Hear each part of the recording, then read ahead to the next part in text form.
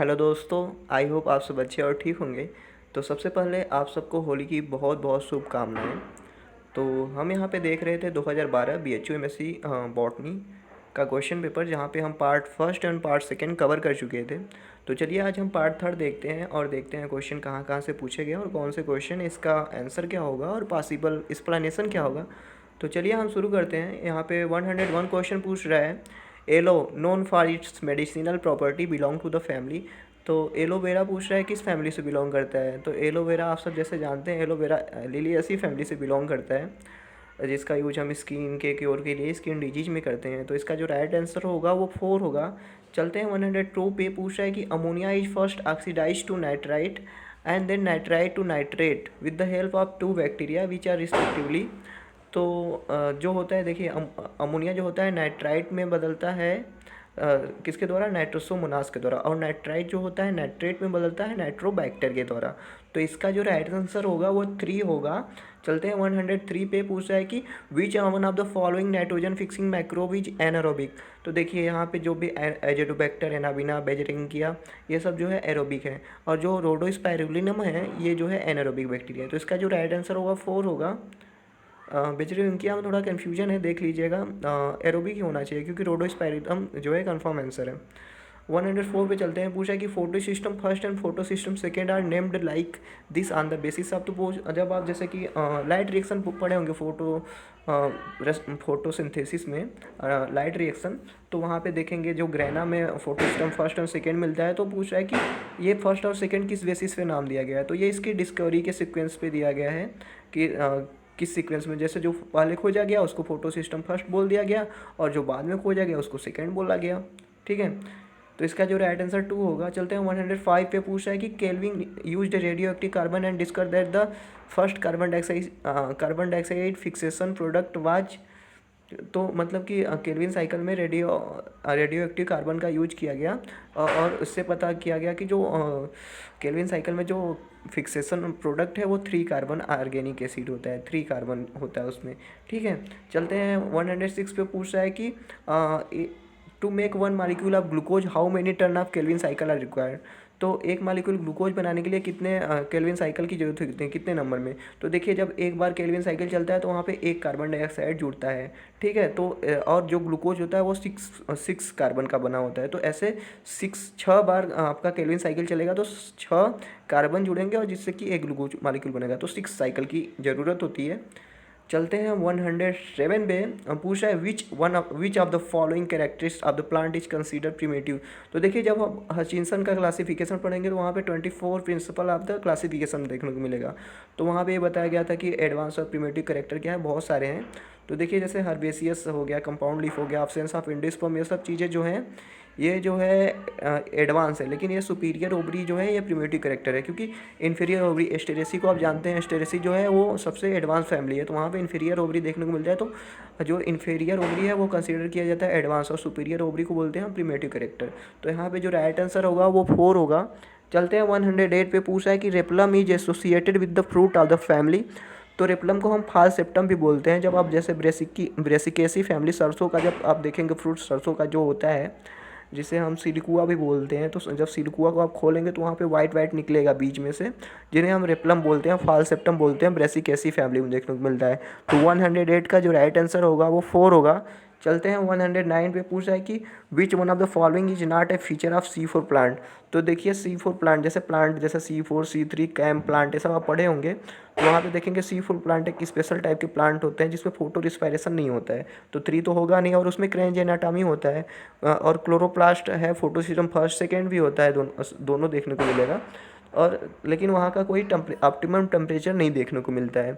ये जो optimum temperature 20 से 25 डिग्री सेंटीग्रेड है, ये C3 प्लांट के लिए होता है, ना कि C4 प्लांट के लिए। तो 109 का जो राइट आंसर होगा 1 होगा। चलते हैं 110 पे। पूछ रहा है कि during cyclic photophosphorylation one of the following does not happen. तो देखिए जब आप साइक्लिक फोटोफॉस्फोराइलेशन पढ़ेंगे, PS फर्स्ट मोस्ट इन्वॉल्व होता है यहाँ पे। तो यहाँ पे जो भी इन्वॉल्व होता है वो इलेक्ट्रॉन जो होता है वो रिसाइकल बैक हो जाता है।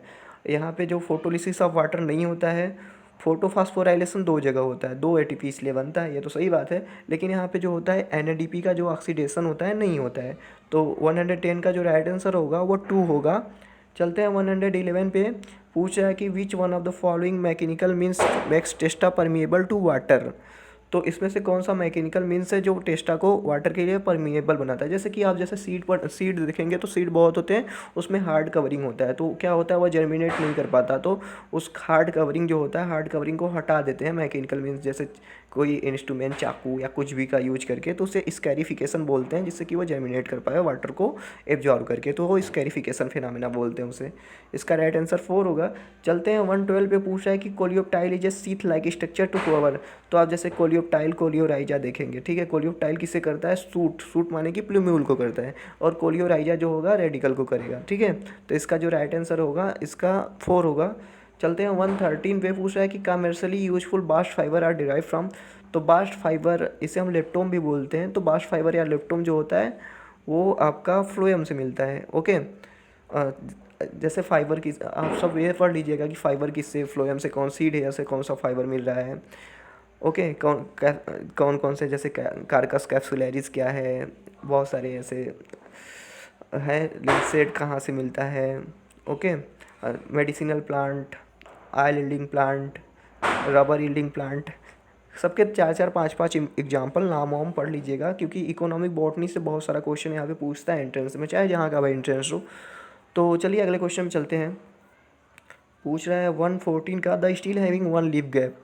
तो स्टील आप टेरिडोफाइटा पढ़े होंगे तो वहाँ पे देखेंगे प्रोटो स्टील, सिफिनो स्टील, फिर प्रोटो स्टील का टाइप देखे होंगे, फिर सिफिनो स्टील का मॉडिफिकेशन देखे होंगे। तो सिफिनो स्टील के मॉडिफिकेशन में आपको सोलेनो स्टील और डिक्टो स्टील देखने को मिलता है। सोलेनो स्टील में क्या होता है, सिंगल लीफ गैप होता है, डिक्टो स्टील में मल्टीपल लीफ गैप होता है। तो यहाँ पे सिंगल पूछ रहा है, वन लीफ गैप, तो वो solenostele is the right answer here, okay. 155 पे चलते हैं। पूछ रहा है कि in Funaria moss which of the following is gametophytic. तो जब मास पढ़ेंगे तो जो गैमेटोफाइट होता है हैप्लॉइड होता है, स्पोरोफाइट होता है जो डिप्लॉयड होता है। तो देखिए जो एपोफाइसिस हो गए, पेरिस्टोम और ओपर्कुलम जो है ये डिप्लॉयड है, क्योंकि ये स्पोरोफाइट के भी पार्ट है। कैलिप्ट्रा भी लेकिन स्पोरोफाइट का ही पार्ट है, लेकिन ये हैप्लॉइड होता है, गैमेटोफिटिक इन नेचर होता है, क्योंकि ये वेंटर ऑफ द आर्चिगोनियम से डेवलप होता है, ठीक है। तो इसलिए ये गैमेटोफाइट होता है, गैमेटोफिटिक इन नेचर, हैप्लॉइड होता है। चलते हैं 116 पे। पूछ रहा है कि an arithmetic growth on plotting the length of root against time the curve obtained is. तो कह रहा है कि मतलब अरिथमेटिक ग्रोथ हो रहा है, मतलब 2+2+2 मतलब प्लस प्लस करके 1+1 2+2 करके हो रहा है। तो टाइम के अगेंस्ट एक ग्राफ खींचा गया है, तो रूट का उस ग्राफ में क्या शो होगा, वो लीनियर ग्राफ होगा। मतलब जैसे जैसे टाइम बढ़ेगा, जैसे +1 एक घंटा बढ़ा 1 घंटा, तो ऐसे लीनियर ग्रोथ आपको देखने को मिलेगा, ओके। चलिए क्वेश्चन नंबर 117 देखते हैं। विच of the plant growth regulator was first isolated from the human urine. तो वह कौन सा ग्रोथ रेगुलेटर है, प्लांट हार्मोन है, जिसको ह्यूमन यूरिन से आइसोलेट किया गया था। तो आप ऑक्जिन के बारे में पढ़े होंगे, तो ऑक्जिन जो हार्मोन है अक्सलेबन ने ह्यूमन यूरिन से आइसोलेट किया था। तो इसका जो राइट आंसर होगा 4 होगा। चलते हैं 118 पे। पूछ रहा है कि which one of the following known as potato family. तो पोटैटो फैमिली सोलेनेसी फैमिली को बोलते हैं, पोटैटो फैमिली, जैसे आलू मिर्चा बैगन, ओके। वैसे आज होली है, तो होली पे तो आप सबके यहाँ तो नहीं पता, बट यहाँ हमारे यहाँ जैसे वाराणसी, यहाँ पे आज बाटी चोखा लगता है होलिका दहन के दिन, तो ओके। तो सोलेनेसी फैमिली के वहाँ पे रोल प्ले करते हैं बहुत सारे ओके। तो 119 पे चलते हैं। The chief role of nucleolus in a nucleus concern with. तो न्यूक्लियोलस का जो रोल होता है भाई, वो आरएनए या राइबोसोम के सिंथेसिस में कराता है। तो जो 119 का जो राइट आंसर है वो 3 होगा। चलते हैं 120 पे। The amount of DNA in a cell at prophase second would be. तो देखिए amount of DNA prophase second stage पे पूछ रहा है। तो देखिए जब सेल डिवाइड होती है मियोसिस में, तो प्रोफेस फर्स्ट जब पहला होता है, शुरुआत में होती है, तो उसका 2C अमाउंट ऑफ डीएनए होता है। प्रोफेस फर्स्ट में जाता है 4C होता है, फिर उसका डीएनए जो होता है प्रोफेस सेकेंड में जाके फिर से नॉर्मलाइज होकर 2C हो जाता है। तो यहाँ पे जो राइट आंसर होगा वो होगा equal to the parent cell, okay. तो प्रोफेस सेकेंड में कितना होता है डीएनए का मात्रा, जो शुरुआत में होता है, equal to the parent cell होता है। तो 120 का जो राइट आंसर होगा वो 3 होगा। चलते हैं 121 पे। पूछ रहा है कि a single turn of Krebs cycle yield. तो आप क्रेस साइकिल इंस्पायरेशन में पढ़ेंगे, तो वहाँ पे देखेंगे एक क्रेस साइकिल चलता है, तो वहाँ पे 1 FADH2 बनता है, 3 NADH2 बनता है एंड 1 GTP बनता है, जो कि इक्विवेलेंट होता है 1 ATP के। तो राइट आंसर जो होगा वो 2 होगा। चलते हैं 122 पे। पूछ रहा है कि which hormone promote formation of female flower in cucurbits दस इनहेंसिंग देयर यील्ड। तो जैसे कुकुरबिटेसी फैमिली में जैसे लौकी कद्दू हो गए, तो उसमें जिब्रेलिन हार्मोन होता है, वो फीमेल फ्लावर को इंड्यूस करता है, तो जिससे कि फ्रूट बनते हैं ज़्यादा से ज़्यादा मात्रा में। तो जिब्रेलिन रिस्पॉन्सिबल होता है फ्रूट फॉर्मेशन के लिए यहाँ पे कुकुरबिट्स में। लेकिन ऑक्जीन हार्मोन है वो पाइनएप्पल में फ्लावरिंग करवाता है। तो ये इंपॉर्टेंट चीज़ है, याद रखिएगा। चलते हैं 123 पे। पूछ रहा है कि which one of the correct regarding inheritance of cob length in maize. तो आप जैसे मेज देखेंगे तो वहाँ पे कोब लेंथ, वहाँ पे वेरिएशन देखने को मिलता है। ये होता है क्वांटिटेटिव इनहेरिटेंस के कारण। आप पढ़ेंगे क्वांटिटेटिव इनहेरिटेंस तो देखेंगे वहाँ पे जो मेज का कोब लेंथ होता है, कैसे वेरिएशन होता है, क्या रेशियो होता है उसका, ठीक है। और सारे जो चीज़ें मल्टीपल एलिज्म हो गया, साइटोप्लाज्मिक इनहेरिटेंस हो गया, तो ये सब चीज़ें भी इंपॉर्टेंट है, पढ़ लीजिएगा। चलते हैं 124 पे। पूछ रहा है कि Mendel was lucky in formulating the law of inheritance because he selected. तो मेंडल क्यों लकी थे भाई? इन यहाँ पे देखिए बहुत सारा इंपॉर्टेंट पॉइंट है। मेंडल क्यों लकी थे कि उन्होंने जेनेटिक्स के लॉ मतलब खोज लिए थे। तो लकी इसलिए थे, मटर का चूज किया था, एनुअल प्लांट था, तो बहुत सारे यहाँ पे इम्पोर्टेंट थे। लेकिन उनका सबसे यहाँ पे ऑप्शन के हिसाब से देखा जाए तो जो भी उन्होंने कैरेक्टर चूज किया था, उन कैरेक्टर के जो जीन थे वो डिफरेंट डिफरेंट क्रोमोसोम पे प्रेजेंट थे। और उन्होंने जो भी स्टडी किया था वो एक कैरेक्टर को एक बार में स्टडी किया था। ये नहीं कि 10 कैरेक्टर दिखाई दे रहे तो 10 को एक बार किया था, ऐसा नहीं था। एक कैरेक्टर को एक बार लिया था, तो इसलिए वो लकी थे। तो जो इस यहाँ पे आंसर होगा वो 3 होगा। चलते हैं 125 पे। पूछ रहा है experiment using heavy isotopes to confirm DNA जो genetic material was carried out by. तो डीएनए जो जेनेटिक मटेरियल को किसने प्रूव किया था हैवी आइसोटोप का यूज करके? तो वो थे हर्से एंड चेज, ठीक है। हर्से और चेज ने क्या किया था, T4 बैक्टीरियोफेज लेकर वहाँ पे सल्फर और फास्फोरस को रेडियो लेवल करके हैवी आइसोटोप या बोल सकते हैं रेडियो लेवल जैसे भी, तो यूज करके हैवी आइसोटोप का उन्होंने पता कर लिया था कि हाँ डीएनए जो जेनेटिक मटेरियल। वाटसन क्रिक ने इंडिया का डबल मॉडल है एंड ग्रिफिथ एंड एवरी भी डीएनए एज जेनेटिक मटेरियल से कंसर्न थे। मेसनसन और इस्थाल ने बताया कि जो डीएनए होता है वो सेमी कंजर्वेटिव मोड से कैसे रिप्लिकेट करता है। तो अगर मैं सारे ऑप्शन को ऐसे एक्सप्लेन करूँ तो टाइम होगा, और आप सब अगर मैं ही एक्सप्लेन कर दूंगा तो आप सब कैसे सीखेंगे? आप सब मतलब आप सबको चाहिए ना, मतलब जो भी ऑप्शन है आप उस सबको चीज़ें को खोजिए कि इसका क्या होगा, ये जो साइंटिस्ट है किस चीज़ से कंसर्न लगते हैं, किस चीज़ से संबंधित है, ये जो ऑप्शन है इसका मतलब क्या होता है। जब आप देखिए कोई आपके मुंह में चम्मच तो नहीं दे सकता है, ठीक है। सोचेंगे हर चीज़ आपको मुंह में चम्मच से डाला जाए तो ये तो अजीब हो जाएगा। होते हैं स्पून फीडिंग कराने वाले लोग, और लोग करते भी हैं और उनको पसंद होता है, लेकिन ऐसा स्पून फीडिंग मत कीजिए। आप सब खुद से कीजिए, खुद सीखेंगे तो अच्छा रहेगा, ठीक है।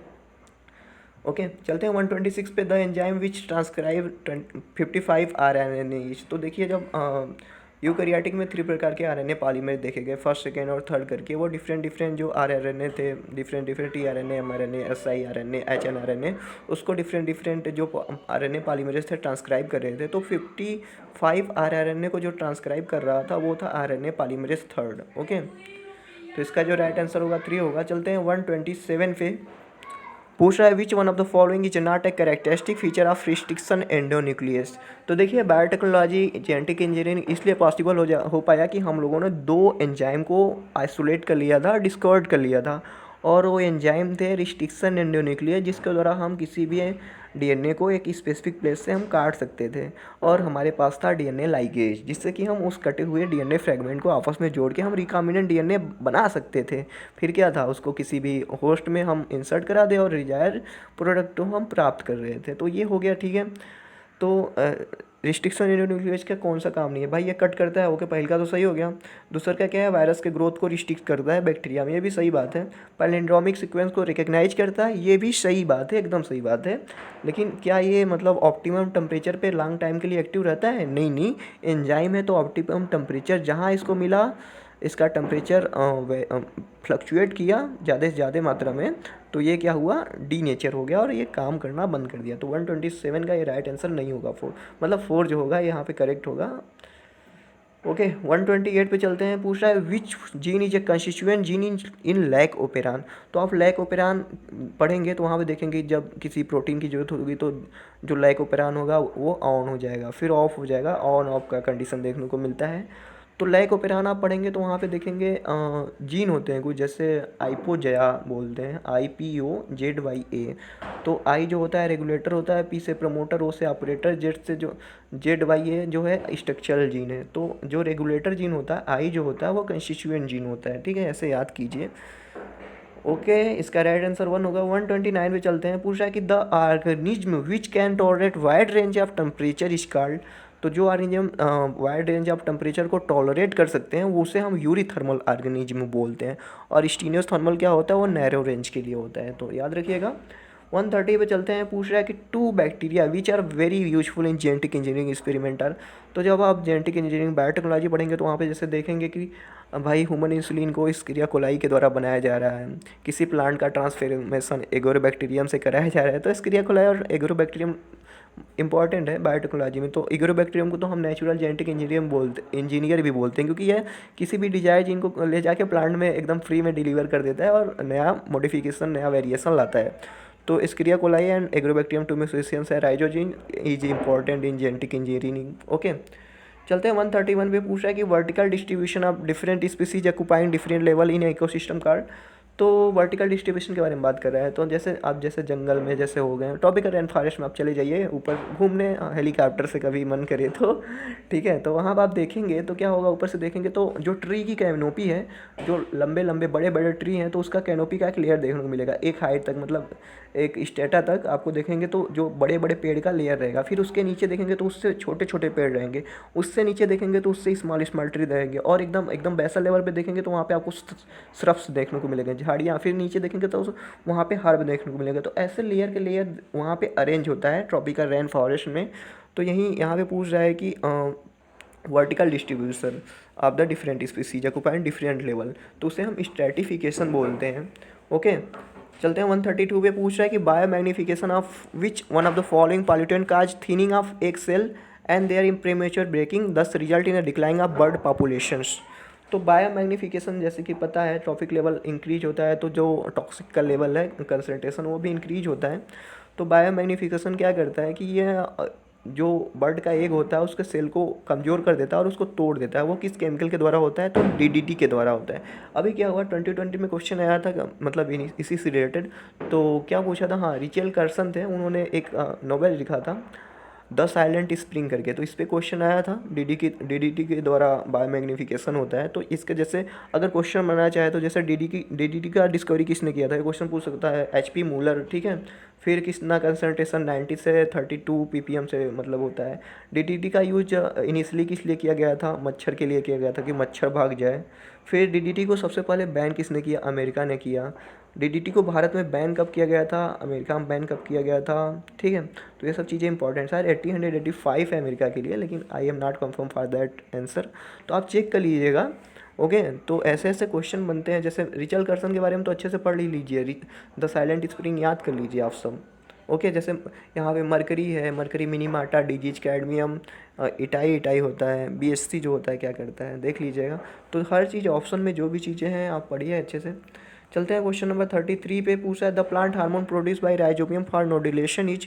तो देखिए आप जब देखेंगे nodule formation in Fabaceae family में देखेंगे कैसे कैसे नोड्यूल का फॉर्मेशन होता है, कैसे होता है वहाँ पे। तो वहाँ पे जो हार्मोन होता है IA होता है, सिम्बायोसियम कैसे बनता है। तो जो इंडोल 3 एसिटिक एसिड होता है, देखिए जितने भी ऑप्शन है सब ऑक्सीजन ही है, लेकिन इंडोल 3 एसिटिक एसिड वहाँ पे अपना रोल प्ले करता है नोड्यूल फॉर्मेशन के लिए।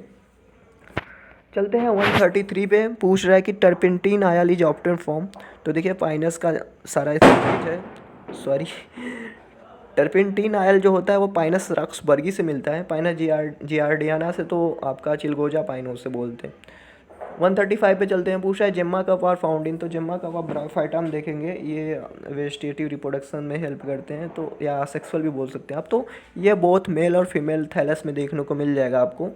चलते हैं 136 पे, citrus canker is caused by a. तो सिट्रस कैंकर जो होता है वो जैंथोमोनास सिट्राई एक बैक्टीरिया होता है, उसके द्वारा कॉज होता है। तो इसका जो राइट आंसर होगा वो 1 होगा। चलते हैं 137 पे, पूछ रहा है कि जो राइबोसोम होता है, ribosome of the chloroplast in mesophyll cell leaves have 2 सब यूनिट। तो क्लोरोप्लास्ट का जो राइबोसोम होता है उसमें कितने सब यूनिट कौन कौन से होते हैं, तो वहाँ पे आपको 50 आपको 50 देखने को मिलेगा और 30 देखने को मिलेगा, क्योंकि ये 70S वाला होगा, 70S वाला होगा ना। तो इसका राइट आंसर 2 होगा। चलते हैं 138 पे, पूछ रहा है कि पोटैटो स्पिंडल ट्यूबर डिजीज का भाई। तो पोटैटो स्पिंडल ट्यूबर डिजीज जो होता है वो कॉज होता है वायरॉइड के द्वारा। तो इसका जो राइट आंसर होगा 3 होगा।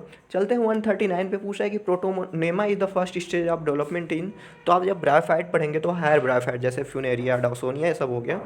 तो मॉसेस, ठीक है, लीवर वाइट जैसे मार्केंसिया, रिसिया में आपको प्रोटोनेमा नहीं देखने को मिलेगा। तो मॉसेस जब आप पढ़ेंगे तो वहाँ पे देखेंगे प्रोटोनेमा देखने को मिलेगा। 139 का जो राइट आंसर होगा वो 4 होगा। चलते हैं 140 पे, पूछ रहा है कि an angiosperm one of the male gamete fuse with egg and second is fuse with the, किससे फ्यूज करता है? वो फ्यूज करता है डिप्लॉयड सेकेंडरी न्यूक्लियस से। ओके, मतलब डिप्लॉयड तो आप नहीं बोल सकते हैं, क्योंकि वो जो सेकेंडरी न्यूक्लियस दो होते हैं वो फ्यूज नहीं होते, पास पास आके एग्रीगेट होके रहते हैं, ठीक है। तो डिप्लॉयड राइट आंसर होगा, ठीक है। वो फ्यूज नहीं होते लेकिन डिप्लॉयड हम बोलते हैं क्योंकि आसपास रहते हैं ना, ध्यान दीजिएगा। 141 पे चलते हैं, पूछा है कि विच of the following is the correct combination. तो मोनोएडल्फस इन सिट्रस नहीं, ये चाइना रोज में होता है। पॉलीडेल्फस सिट्रस में होता है, तो 1-3 गलत हो गया। डायडेल्फस इन पी, ये राइट आंसर है। डायडेल्फस माने होता क्या है, इसमें जो स्टेमेन होते हैं वो 2 होल्ड में अरेंज होते हैं, मतलब 2 ग्रुप में, होल्ड मत बोलिए, ग्रुप बोल लीजिए।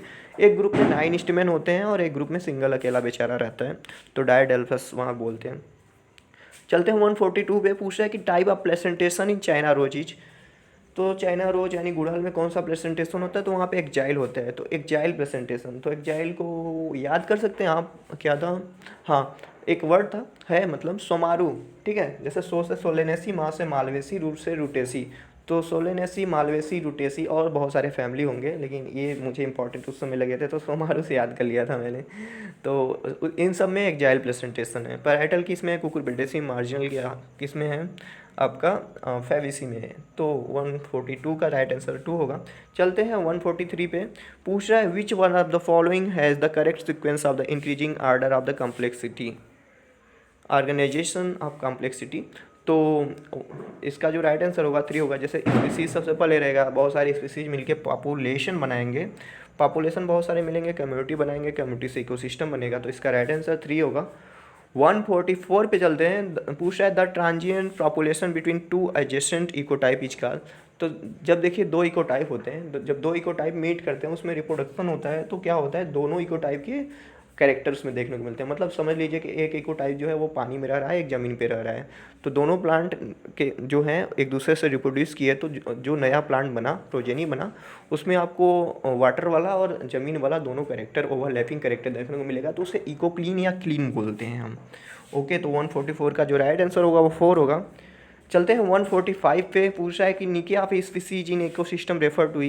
तो देखिए निके और हैबिटेट का कॉन्सेप्ट मस्त है, कोलाजिन पूछता है। अभी 2020 में क्वेश्चन आया था कि एन डायमेंशनल निके कॉन्सेप्ट किसने दिया था, तो मुझे तो पता नहीं था उस समय। तो वहाँ पे हचिंसन भी ऑप्शन में था और एन ग्रिनेल भी। तो ग्रिनेल के बारे में पता था कि हाँ निके के बारे में इन्होंने बताया था, तो मैंने ग्रिनेल टिक करके आया, लेकिन उसका राइट आंसर हचिंसन था, एन डायमेंशनल निके। तो निके और हैबिटेट का जो मतलब होता है, हैबिटेट जैसे एक ऑर्गेनिज्म कहाँ पे रहता है, उसका घर कहाँ पे है, बेचारा रहता है कहाँ पे।